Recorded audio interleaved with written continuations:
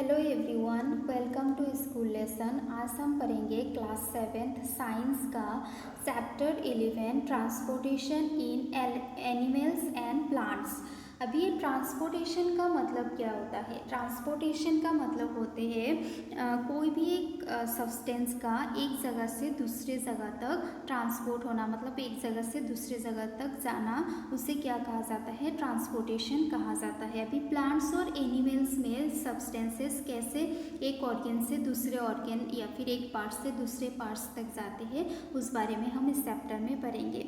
तो आपने पहले के चैप्टर्स में भी पढ़ा है, फूड, वाटर और ऑक्सीजन जो होते हैं वो ह्यूमन बींग्स के सर्वाइवल के लिए बहुत ज़्यादा इम्पॉर्टेंट होते हैं। और ये जो फूड, ऑक्सीजन और वाटर होते हैं, इसे बॉडी की हर पार्ट्स को ज़रूरत होते हैं, इसीलिए इसको ट्रांसपोर्ट होना बहुत ज़रूरी है। मतलब एक पार्ट से दूसरे पार्ट तक जाना बहुत ज़रूरी होता है, क्योंकि फूड हम लोग मुंह से लेते हैं, है ना। तो फूड को क्या होना पड़ता है? बॉडी के हर एक सेल में पहुंचना होते हैं, तो उसको ट्रांसपोर्ट करना बहुत ज़्यादा ज़रूरी होता है।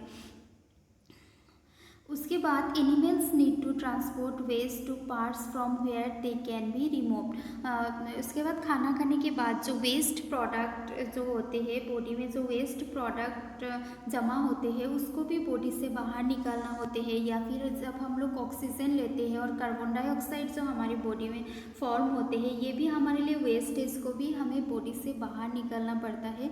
तो उसे भी क्या करना पड़ता है?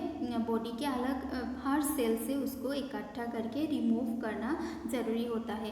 तो आपको ये सोच के बहुत ज़्यादा वंडर होंगे आपकी, ये जो सारे प्रोसेस है एक जगह से दूसरे जगह तक जो सब्सटेंस का ट्रांसपोर्ट होते हैं, वो हमारी बॉडी में कैसे होते हैं। तो यहाँ पे देखिए साइड में एक पिक्चर दिया हुआ है, यहाँ पे आपको हार्ट, ये देखिए ये ह्यूमन बींग्स का पिक्चर है। ह्यूमन बींग्स में इस तरीके का हार्ट होते हैं और आपको बहुत सारा ट्यूब दिख रहा होगा, ये सारे ब्लड वेसल्स है, जिसे वेन और आर्टरी कहा जाता है। तो ये जो वेन और आर्टरी होते हैं, ये मिलके क्या करते हैं? हमारे सर्कुलेटरी सिस्टम को फॉर्म करते हैं। सर्कुलेटरी सिस्टम का मतलब होता है एक जगह से दूसरे जगह तक कोई भी एक सब्सटेंस को लेके जाना। तो इस चैप्टर में हम पढ़ेंगे कि प्लांट्स और एनिमल्स में किस तरीके से सब्सटेंस एक पार्ट से दूसरे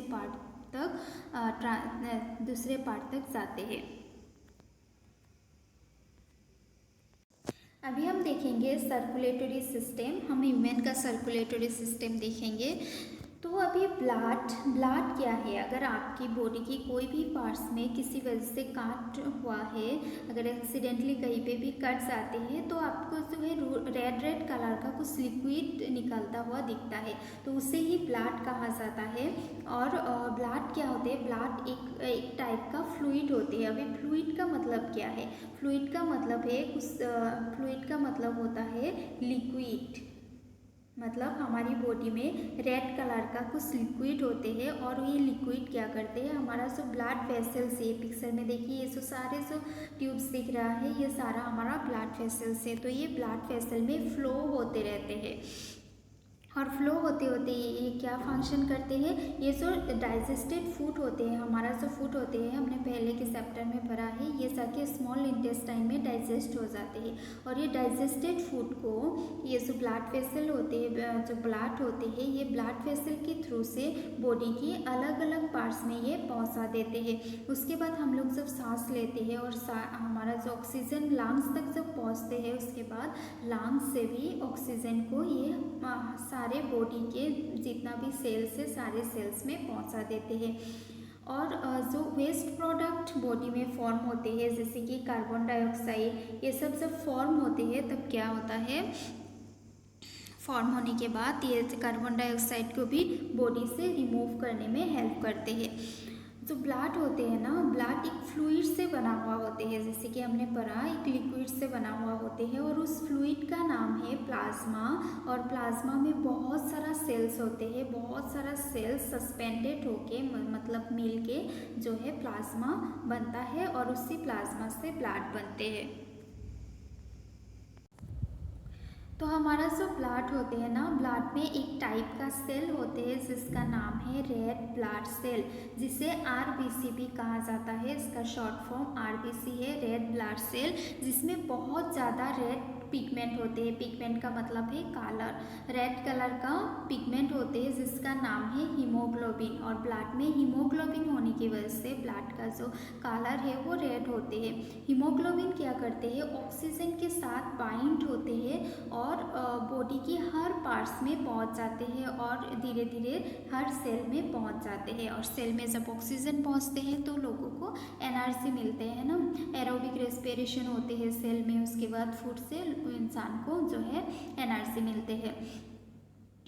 तो अगर हीमोग्लोबिन के साथ ऑक्सीजन इफिशिएंटली अगर हीमोग्लोबिन के साथ ऑक्सीजन बाइंड नहीं होगा, मतलब अगर हीमोग्लोबिन बॉडी में नहीं होगा तो ऑक्सीजन जो है वो बाइंड नहीं हो पाएगा और सेल तक नहीं पहुंच पाएगा। इसीलिए क्या होता है कि अगर किसी की बॉडी में ब्लड की कमी हो जाती है तो वो इंसान बहुत ज़्यादा वीक हो जाते हैं, क्योंकि ऑक्सीजन जो है वो सेल में नहीं पहुँच पाते हैं, क्योंकि ऑक्सीजन हीमोग्लोबिन के साथ पहुँचते हैं। ब्लड कम होते हैं मतलब हीमोग्लोबिन भी कम हो जाते हैं, इसीलिए बिना खून का इंसान बहुत ज़्यादा वीक हो जाते हैं।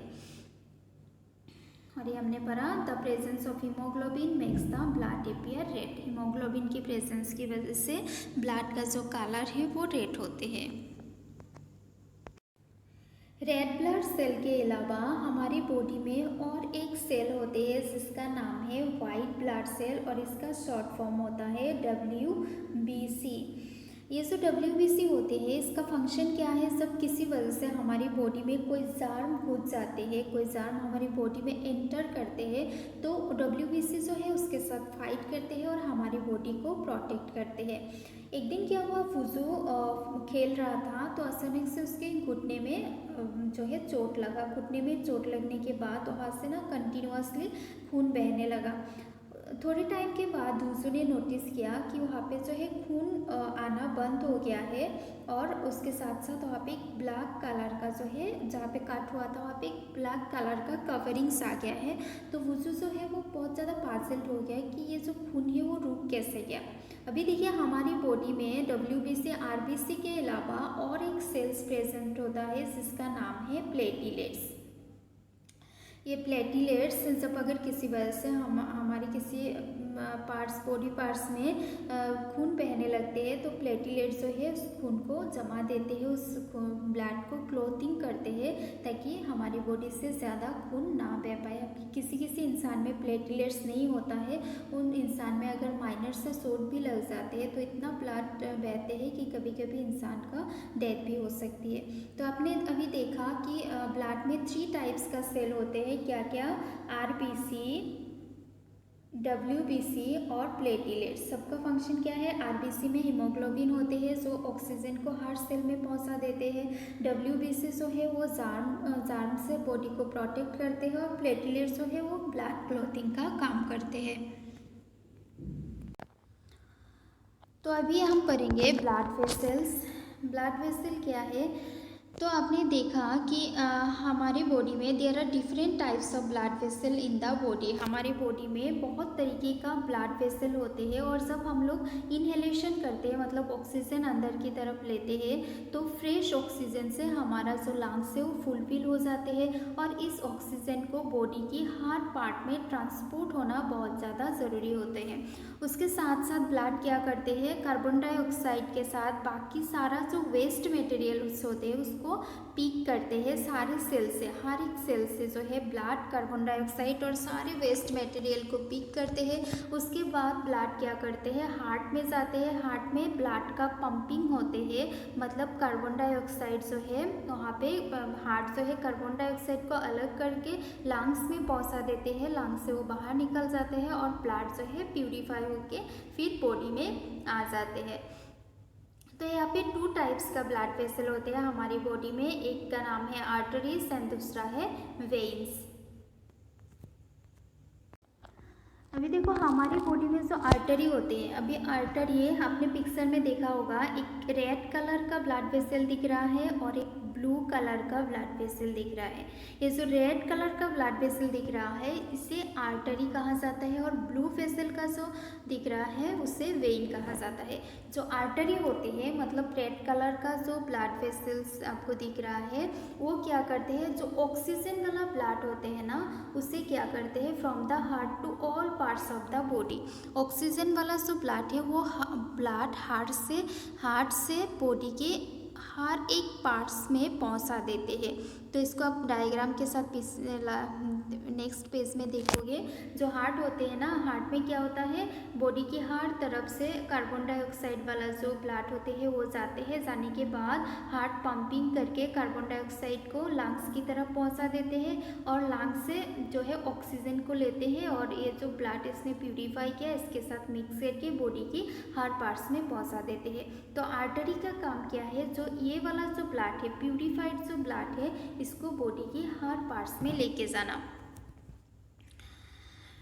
तो ये जो ब्लड फ्लो होते हैं मतलब ऑक्सीजन रिच जो ब्लड होते हैं उसका जो फ्लो है वो रैपिडली होता है, बहुत जल्दी जल्दी होती है और हाई प्रेशर में होते हैं। इसके वजह से आर्टरी का जो वॉल होते हैं ना वो थिक होते हैं, मतलब मोटा सा वॉल होते हैं, और उसके साथ साथ इलास्टिक भी होते हैं, अगर किसी वजह से प्रेशर हाई हो ताकि वो फट ना जाए। अभी देखो यहाँ पे एक एक्टिविटी है। एक्टिविटी इसलिए है कि जो आर्टरी में ब्लड जो ट्रांसपोर्ट होते हैं वो किस तरीके से होते हैं उसे देखने के लिए। तो इस एक्टिविटी में आपको क्या करना है, अपनी मिडिल फिंगर और इंडेक्स फिंगर, अपने राइट हैंड के मिडिल और इंडेक्स फिंगर से अपनी लेफ्ट हैंड के जो रिस्ट है उसको थोड़ा सा प्रेशर देके आपको पकड़ना है। पकड़ने के बाद आप देखोगे कि वहाँ पे थ्रॉबिंग हो रहा है। थ्रॉबिंग का मतलब है वहाँ पे ना आपको वाइब्रेशन जैसा फील होगा, जैसे कि धक धक धक धक हो रहा है। तो उस धक धक जो हो रहा है उसे कहा जाता है पल्स। अभी आपको इस पल्स को काउंट करना है कि आप 1 मिनट में आपकी रेस्ट में कितने बार धक धक हो रहा है उसको आपको काउंट करना है। अभी जो नंबर है, आपने जो नंबर काउंट किया 1 मिनट में, आपका जो धक धक है उसे कहा जाता है पल्स रेट। और एक इंसान जब रेस्टिंग मोमेंट में होते हैं, जब रेस्टिंग कर रहा होता है उस टाइम पे उसका जो थ्रॉबिंग है वो 72 से 80 टाइम पर मिनट होते हैं। तो इस तरीके से आप बॉडी की अलग अलग पार्ट्स में कहीं पे अगर थ्रॉबिंग हो रहा है उसे देख सकते हैं और रिकॉर्ड कर सकते हैं। हम लोग ने आर्टरी देखा, अभी हम देखेंगे वेन्स। तो हमारी बॉडी में जो ब्लू कलर का दिखते हैं उसे वेन्स कहा जाता है। तो वेन्स क्या करते हैं, जो कार्बन डाइऑक्साइड वाला जो ब्लड होते हैं उसे बॉडी के हर पार्ट से कलेक्ट करते हैं और उसे हार्ट में लेके आते हैं। आर्टरी जैसे कि ऑक्सीजन वाला ब्लड को कैरी करते हैं, उसी तरीके से वेन जो है वो कार्बन डाइऑक्साइड वाला जो ब्लड होते हैं उसे कैरी करके हार्ट तक लेके आते हैं। वेन्स का जो वॉल है वो थीन वॉल है, क्योंकि वेन्स में जो ब्लड फ्लो का प्रेशर है वो काफ़ी ज़्यादा कम होता है, लो प्रेशर होते हैं। इसकी वजह से वॉल थीन होने से भी कोई फ़र्क नहीं पड़ता। उसके बाद वेन्स में ना वाल्व्स होते हैं, मतलब दरवाज़ा टाइप्स कुछ होते हैं जो वेन्स में सिर्फ ब्लड का फ्लो जो होते हैं वो हार्ट की तरफ ही होने देते हैं। मतलब जो ब्लड होते हैं ना उसे अगर इस तरीके से सिर्फ हार्ट की तरफ ही जाने देते हैं, उसको बैक फ्लो नहीं होने देते हैं। अगर बैक फ्लो होगा तो क्या होगा, जो कार्बन डाइऑक्साइड वाला ब्लड है वो आर्टरी में जाके ऑक्सीजन वाला ब्लड के साथ मिक्स हो जाएगा। इसीलिए वेन्स में वाल्व्स होते हैं जो ब्लड का जो बैक फ्लो होते हैं उसे रोकते हैं, बैक फ्लो होने से रोकते हैं। उसके बाद जो वेन्स जो आर्टरी होते हैं, आर्टरी फिर फार्दर डिवाइड होते हैं, कुछ स्मॉलर वेसल्स में ये डिवाइड होते हैं। डिवाइड होके कुछ टिश्यूज़ फॉर्म करते हैं और टिश्यूज़ में कुछ एक्सट्रीमली थीन ट्यूब्स होते हैं जिससे कैपिलरीज कहा जाता है। यहाँ पे आप पिक्चर में देख सकते हैं, ये जो एरिया है इसे कैपिलरीज कहा जाते हैं। ये जो थीन ट्यूब्स दिख रहा है ये क्या होता है, जो आर्टरी होते हैं ना, आर्टरी फर्दर डिवाइड होते हैं थीन ट्यूब्स में जिसे कैपिलरीज कहा जाता है। कैपिलरीज क्या करते हैं, capillaries join to form the veins, और ये जो थीन ट्यूब्स होते हैं ये ज्वाइन होके वेन्स फॉर्म करते हैं। अभी देखिए हार्ट में किस तरीके से आर्टरी और जो वेन्स होते हैं किस तरीके से हार्ट से ब्लड को दूसरे बॉडी पार्ट्स में लेके जाते हैं। अभी देखिए ये जो पार्ट है ये हमारा हार्ट है, और ये है ये वाला जो एरिया है ये है लंग्स। अभी क्या होता है, एटमॉस्फेयर से ऑक्सीजन जो है वो हार्ट में आते हैं, आने के बाद हार्ट में क्या है, ब्लड है, प्योर ब्लड जो है उसके साथ ऑक्सीजन का जो हीमोग्लोबिन होते हैं वो बाइंड होते हैं। बाइंड होने के बाद ये जो आर्टरी होते हैं ना, आर्टरी से ये कैपिलरीज में पहुंच जाते हैं, और कैपिलरीज में टिश्यूज़ होते हैं, सेल्स होते हैं। तो यहाँ पे आने के बाद यहाँ पे क्या होता है, सेल्स जो है वो ऑक्सीजन को यूज़ करते हैं। यूज़ करने के बाद सेल से कार्बन डाइऑक्साइड रिलीज होता है, और कार्बन डाइऑक्साइड को फिर ब्लड क्या करते हैं, वेन्स के थ्रू से हार्ट में लेके जाते हैं। हार्ट में जाने के बाद ब्लड का पंपिंग होते हैं हार्ट में, और जो कार्बन डाइऑक्साइड होते हैं उसे पल्मोनरी आर्टरी के ज़रिए लंग्स तक पहुंचाया जाता है, और लंग्स से कार्बन डाइऑक्साइड फिर एटमॉस्फेयर में निकल जाते हैं। तो इस तरीके से हार्ट जो है वो फंक्शन करते हैं। आप क्लास 11 में अगर आप साइंस में पढ़ोगे तो इस बारे में अच्छे से आपको और डिटेल्स में पता चलेगा। तो अभी तो पता चल गया होगा, एटमॉस्फेयर से जो ऑक्सीजन होते हैं वो लंग्स में आते हैं, लंग्स से फिर आर्टरी की थ्रू से वो कैपिलरीज का जो सेल्स होते हैं वहाँ पे पहुँचते हैं। कैपिलरीज के सेल्स ऑक्सीजन को यूज़ करते हैं और कार्बन डाइऑक्साइड को रिलीज़ करते हैं। फिर कार्बन डाइऑक्साइड वाला जो ब्लड होते हैं वो वेन की थ्रू से हार्ट में जाते हैं, हार्ट में ब्लड का पंपिंग होते हैं, और कार्बन डाइऑक्साइड को पल्मोनरी आर्टरी से लंग्स में पहुंचाया जाता है। फिर लंग्स से कार्बन डाइऑक्साइड एटमॉस्फेयर में चले जाते हैं। तो इस तरीके से आर्टरी और वेन फंक्शन करते हैं। इस बॉक्स में ब्लड डोनेशन के बारे में लिखा है। तो हर रोज़ क्या होते हैं, 100 से ज़्यादा लोग जो है ब्लड की कमी की वजह से मर जाते हैं। अगर आप अपनी इच्छा से मतलब अपनी मर्ज़ी से अगर आप ब्लड डोनेट करते हैं तो वो कम्प्लीटली हार्मलेस है, इससे आपको कोई हार्म नहीं होता है। बल्कि अगर आप ब्लड डोनेट करते हैं तो आपका ब्लड जो है वो प्योर ब्लड आपकी बॉडी में बन जाते हैं। तो ये बिल्कुल भी पेनलेस है, और इसको डोनेट करके आप लोगों की लाइफ को बचा सकते हैं।